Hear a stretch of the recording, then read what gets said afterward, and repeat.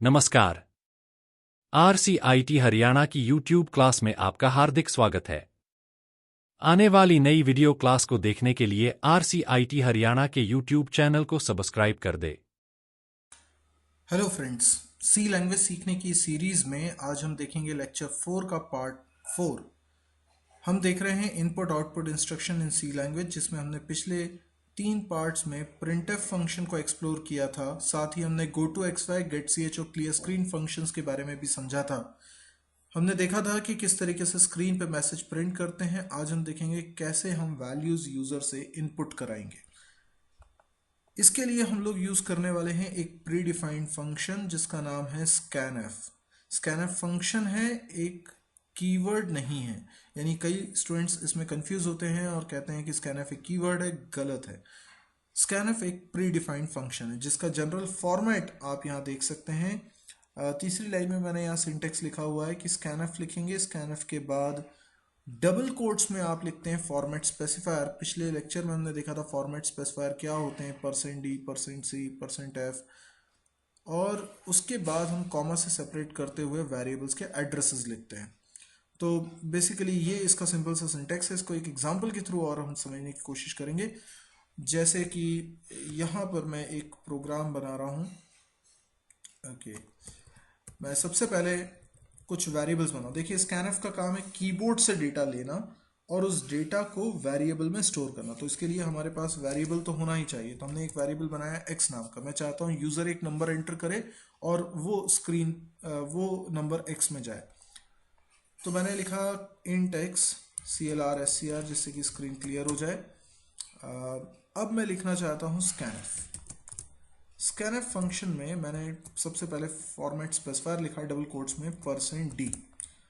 इसके बाद मैं लिख रहा हूँ एड्रेस ऑफ x। अब देखिए, प्रिंटफ से थोड़ा सा सिंटेक्स इसका अलग है। यहाँ पर एक और सिंबल लगा है जिसको हम रीड करेंगे एड्रेस ऑफ। तो ये पूरा बन जाएगा एड्रेस ऑफ x। अब ये एड्रेस ऑफ क्या होता है, क्यों होता है, ये हम पॉइंटर्स चैप्टर में पहली बार पढ़ेंगे। पॉइंटर्स चैप्टर आने में अभी काफ़ी समय है। पहले हम लोग इसको यूज़ कर रहे हैं, तो आप अभी तो सिंटेक्स की तरह इसको ध्यान में रखिए कि हमेशा स्कैनएफ में लगाना है। क्यों लगाना है, इसका रीज़न डेफिनेटली हम आगे के लेक्चर्स में समझने वाले हैं।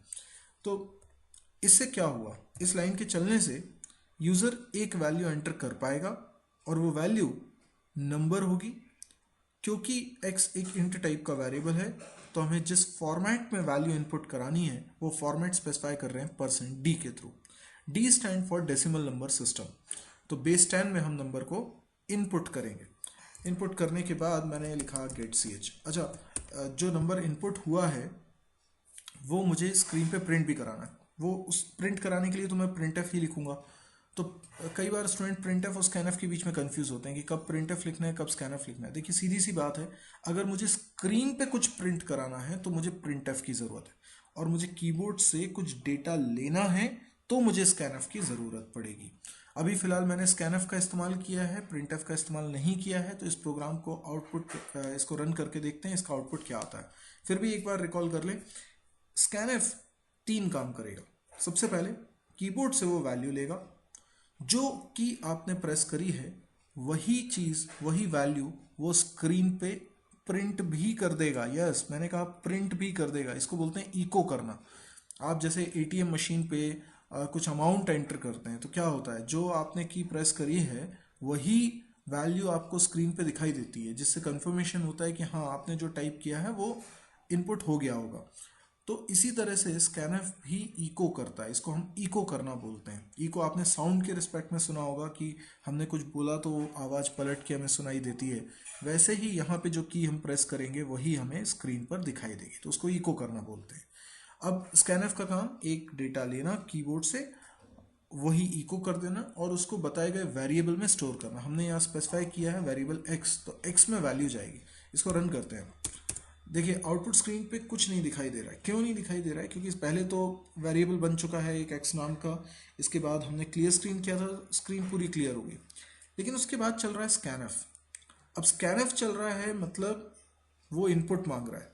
तो मैं कीबोर्ड से अगर इनपुट दूंगा ही नहीं तो स्कैनएफ का काम ही कंप्लीट नहीं होगा, और जब तक काम कंप्लीट नहीं होगा प्रोग्राम यहाँ पर रुक गया है। इसीलिए आउटपुट स्क्रीन आपको दिखाई दे रही है। और अब आप कुछ नंबर एंटर करते हैं, जैसे मैं एंटर करना चाहता हूँ 35, तो मैंने लिखा 3। अभी आप देख सकते हैं 3 इको हो गया, यानी स्क्रीन पे दिखाई दे रहा है। अभी मैं 5 और टाइप करता हूँ तो 35 दिख रहा है।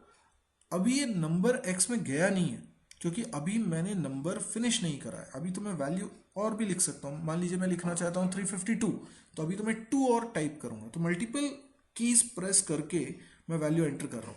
आपको याद हो तो हमने गेट सी एच की बात करी थी अपने पिछले पार्ट्स में। तो गेट सी एच सिर्फ एक कैरेक्टर लेता है। आपने एक की प्रेस करी और उसको डेटा मिल गया, उसका काम फिनिश। लेकिन जब आप कोई नंबर टाइप कर रहे हो तो आपको एक से ज़्यादा की प्रेस करनी पड़ सकती है। जैसे यहाँ पर मैंने 35 के लिए 2 की प्रेस करी है, तो गेट स्विच से ये काम नहीं ले सकते हैं, इसलिए हम स्कैनफ का इस्तेमाल कर रहे हैं। तो स्कैनफ तब तक वैल्यूज लेगा जब तक कि आप एंटर की हिट नहीं करते हैं। तो अभी मैं एंटर की अगर हिट कर दूंगा तो ये 35x में चला जाएगा। ये मैंने हिट कर दी, 35x में चला गया। लेकिन ये हमारे प्रोग्राम में जो लास्ट में हमने गेट सी एच लिखा हुआ है उसके कारण स्क्रीन रुकी हुई है, और जब मैं कोई की प्रेस करूंगा तो गेट सी एच का काम ओवर होगा। जैसे मैंने कोई की प्रेस करी और गेट सी एच का काम कंप्लीट हो गया। मैं चाहता हूं कि जो यूज़र ने वैल्यू एंटर करी उसका कुछ इस्तेमाल भी किया जा सके। तो मैं एक और मैं ऐसा करता हूँ, यहाँ एक प्रिंट एफ लिख देता हूँ। ये प्रिंट एफ में मैं प्रिंट कराता हूँ square of %d is %d। आप देख रहे हैं मैं क्या लिख रहा हूँ, square of %d is %d। पहले %d की जगह मैं किसकी वैल्यू प्रिंट कराऊंगा, मैं वैल्यू प्रिंट कराऊंगा x की, यानी x की वैल्यू आ जाएगी। अब यूजर ने अगर 5 एंटर किया होगा तो प्रिंट होगा स्क्वायर ऑफ 5, है ना। इज उसके बाद एज इट इज प्रिंट होगा, पर दूसरे %d की जगह क्या प्रिंट हो, तो मैंने लिख दिया x इंटू एक्स। क्या हुआ इससे, x में जो भी वैल्यू थी उसका x में जो वैल्यू उसी से मल्टीप्लाई हो गया। तो 5 है तो 5 इंटू 5 हो गया। अभी इसको चला के देखते हैं। तो देखिए अभी वैल्यू मुझे एंटर करनी है, मैंने एंटर किया 5 और एंटर की प्रेस करी। आउटपुट स्क्रीन पे आ रहा है स्क्वायर ऑफ 5 इज 25। लेकिन आपने नोटिस किया था कि जब इस प्रोग्राम को मैंने रन किया तो स्क्रीन बिल्कुल ब्लैंक थी, यानी क्या स्क्रीन पे मुझे करना है यूज़र को समझ में नहीं आ रहा है। ऑब्वियसली बात है ना कि स्कैनफ तो लिखा है, इनपुट तो होगा, लेकिन प्रोग्राम बनाने वाले को मालूम है कि क्या मुझे इनपुट करना है, क्योंकि मैंने प्रोग्राम लिखा है। लेकिन जो यूज़र जो इस सॉफ्टवेयर को यूज़ करेगा उसे कैसे पता चलेगा उसे क्या करना है। तो उसके मदद के लिए उसको हम एक डायरेक्शन देते हैं, प्रिंट एफ फंक्शन लिखते हैं और इसमें लिखते हैं एंटर नंबर। ये मैसेज मैं स्कैनफ के पहले लिख रहा हूँ, कारण क्या, स्कैनफ जब चलेगा तब तो इनपुट होगा, इनपुट होने से पहले ही ये मैसेज स्क्रीन पे दिखना चाहिए। अब देखिए इसको रन करते हैं, एंटर अ नंबर। अब मैंने नंबर एंटर किया 6, तो यहाँ पे समझ में आ रहा है कि यूज़र को करना क्या है। अब उसने 6 एंटर किया, अगली लाइन में दिखाई दे रहा है स्क्वायर ऑफ 6 इज 36। तो ये बड़ा यूजफुल प्रोग्राम बन गया किसी भी नंबर का स्क्वायर निकालने के लिए। कुछ बड़े नंबर्स होते हैं जिनका स्क्वायर निकालना होता है, जैसे मुझे 13 का स्क्वायर निकालना है तो 169 आ गया, या मैंने रन किया 18 का स्क्वायर निकालना है तो 324 आ गया। तो इस तरीके से स्क्वायर निकालने वाला प्रोग्राम हम लोगों ने बना लिया। तो आप देख सकते हैं इस प्रोग्राम में हमने स्कैनफ का इस्तेमाल किया, लेकिन हमने एक ही वैल्यू एज एन इनपुट ली। हम एक से ज़्यादा वैल्यू भी इनपुट करा सकते हैं, जैसे मैं यहाँ पर x, y 2 वेरिएबल ले लूँ तो एक ही स्कैनफ के अंदर मैं 2% लगा सकता हूँ और यहाँ पर एड्रेस ऑफ y लिख सकता हूँ। इस तरीके से मैं 2 वैल्यूज़ एंटर करा लूँगा। तो मैं यहाँ लिखूँगा एंटर 2 नंबर्स, ओके, और यहाँ पर लिखवा देता हूँ sum of %d and %d is %d, है ना। और यहाँ पर मैं लिख देता हूँ x, y, x plus y. आप देखें यहाँ पर मैं 2 नंबर का सम करने का प्रोग्राम बना दिया है।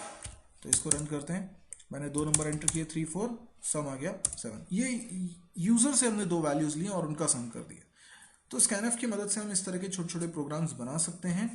मैं उम्मीद करता हूँ कि आपको प्रिंटफ स्कैनफ का यूज़ समझ में आया होगा, क्योंकि हम आगे के लेक्चर्स में इसके आगे का पोर्शन देखेंगे जिसमें मैं ये मान के चलूँगा कि आपको प्रिंटफ स्कैनफ आता है। तो आप प्रिंटफ स्कैनफ की बहुत प्रैक्टिस करिए, काफ़ी सारे प्रोग्राम्स आप बनाइए।